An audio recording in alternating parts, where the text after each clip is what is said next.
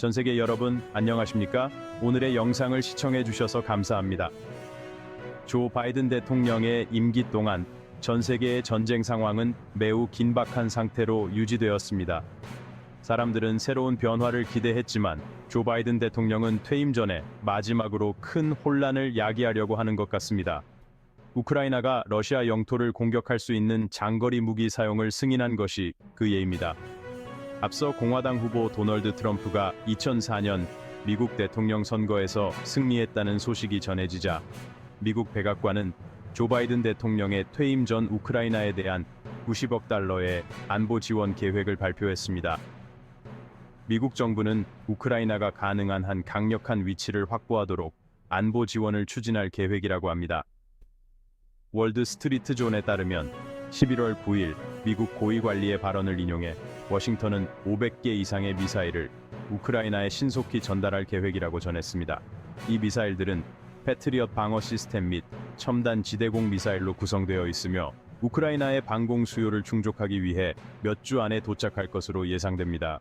11월 13일 북대서양조약기구 나토 동맹국들과의 회의에서 미국 국무장관 앤토니 블링컨은 조 바이든 대통령 임기가 끝나기 전에 우크라이나에 가능한 한 많은 군사 지원을 제공하기 위해 미국 정부가 노력하고 있다고 강조했습니다. 조 바이든 대통령은 우리가 가진 모든 달러는 2025년 1월 20일까지 우크라이나의 방공 시스템, 포병, 장갑 차량 등 필요한 장비를 제공하기 위해 사용할 것이라고 약속했습니다. 전문가들은 미국이 우크라이나가 러시아 영토를 공격할 수 있는 장거리 무기를 사용하도록 허용한 것이 전쟁의 전반적인 진행 과정에 근본적인 변화를 가져올 가능성이 크지 않다고 보고 있습니다. 하지만 미국 정부의 주요 목표 중 하나는 북한에 이 전쟁에 관여하면 공격을 받을 수 있다는 메시지를 보내는 것이라는 분석도 있습니다.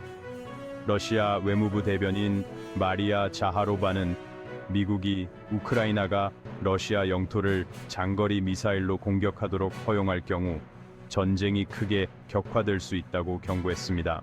블라디미르 푸틴 러시아 대통령도 이와 관련된 입장을 명확히 밝혔으며 나토 국가들이 직접 군사적 갈등에 참여하지 않기를 촉구했습니다.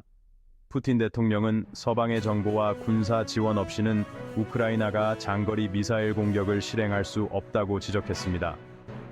러시아 측은 미국의 이러한 행동은 우크라이나 갈등을 제3차 세계대전으로 확대할 가능성을 높이고 있다고 경고했습니다. 러시아 의회 의원들은 미국의 움직임이 우크라이나에서의 갈등을 격화시키고 제3차 세계대전을 초래할 수 있다고 경고했습니다.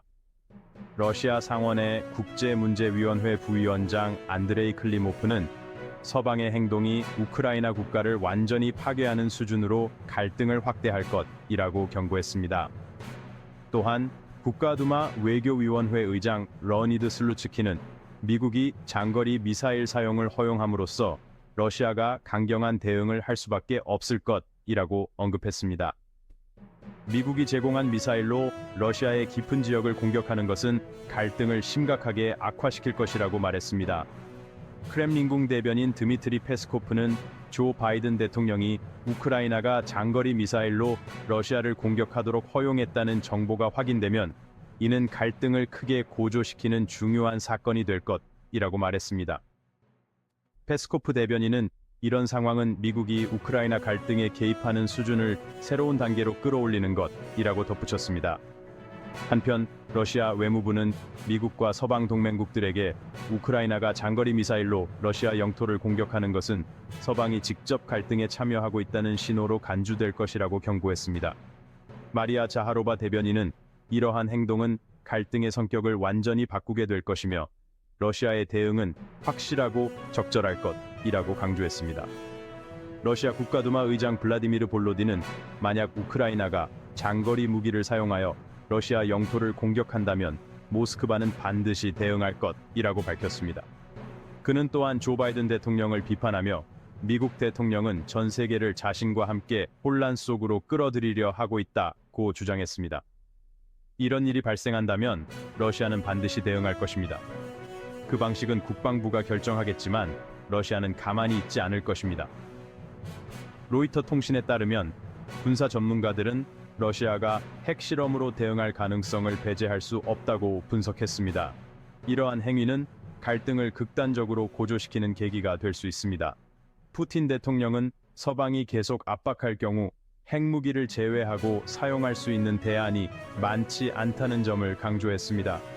전문가들은 핵무기 폭발 소리는 새로운 위험의 시작을 알리는 신호가 될 것이라고 경고합니다. 러시아는 이미 모든 준비를 마친 상태이며 동부 지역 어딘가에서 전술 핵무기를 폭발시켜 그들의 의지를 보여줄 가능성이 있습니다. 트럼프 대통령의 커뮤니케이션 디렉터인 스티븐 층은 현 조 바이든 대통령의 결정을 강하게 반대하며 도널드 트럼프 대통령은 러시아와 우크라이나 양측을 협상 테이블로 이끌고 전쟁과 죽음을 종식시킬 유일한 인물이라고 주장했습니다. 트럼프 대통령은 선거 캠페인 중 우리는 전쟁을 멈추고 평화를 이루는 방향으로 나아가야 한다고 강조했습니다.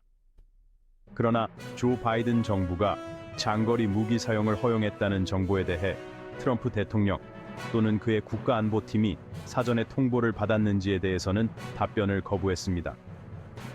이와 같이 오늘의 이야기를 마무리하며 긴장 상황이 전문가들의 우려처럼 격화되지 않기를 바랍니다. 왜냐하면 상황이 더 악화되고 긴장이 고조되면 결국 고통을 받는 것은 민간인들이기 때문입니다. 여러분의 관심과 시청에 감사드리며 다음 이야기와 업데이트로 다시 찾아뵙겠습니다. 감사합니다.